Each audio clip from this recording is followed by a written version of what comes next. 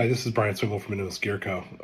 We've gotten some requests from customers who want to understand how to get their Fi 3 into the Fi 3 Flex and back out again. And so want to do a quick video and kind of show you guys how to do it. So the first thing to kind of note on these is that these clips are made from nylon carbon fiber. So they're fairly rigid, but also tough. The bodies, though, however, are actually made from an elastomer. So, and I have another one over here that's a little brighter to kind of demonstrate for you guys, but you can take these like in their normal form and you can literally fold these in half and slowly they're just going to come back to shape.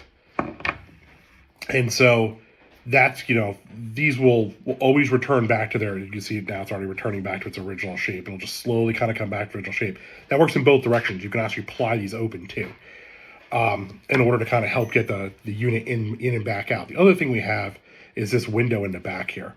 This allows you to get your thumb behind it so that you can actually use that to push it in and out.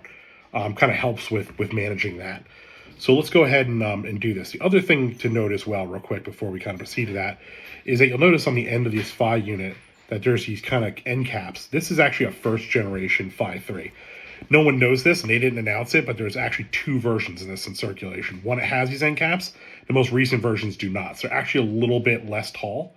For the older ones, it'll take a little bit more effort. For the newer ones, it's a little easier. But the Fi 3 Flex will support both of them without any issue.